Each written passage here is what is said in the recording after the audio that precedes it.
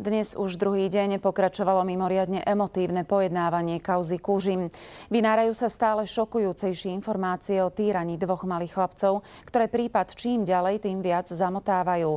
Objavujú sa tiež podozrenia, že tieto deti mali byť len tovarom pre záhadných pedofilných deviantov.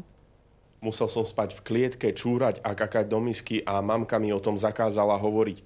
Tak toto je len zlomok z ohavností, ktoré zažili a vo výpovedi opísali Jakub a jeho mladší brat Ondrík.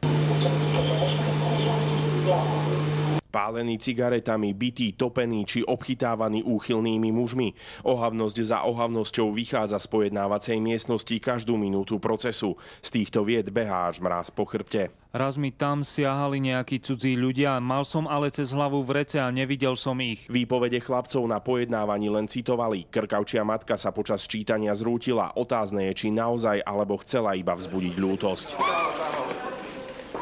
Prípad Kužim je stále záhadnejší, zhodujú sa na tom aj českí súkromní detektívy. Tí tvrdia, že rozhodne nešlo o obyčajné domáce násilie. Celá kauza je od počátku zahalená tajemstvím a snadne si stigmata podobná kauzám z pedofily v Belgii či Nemecku. Vo výpovediach chlapci opisujú, ako ich neznámi muži zneužívajú na pedofilné sadomasochistické praktiky.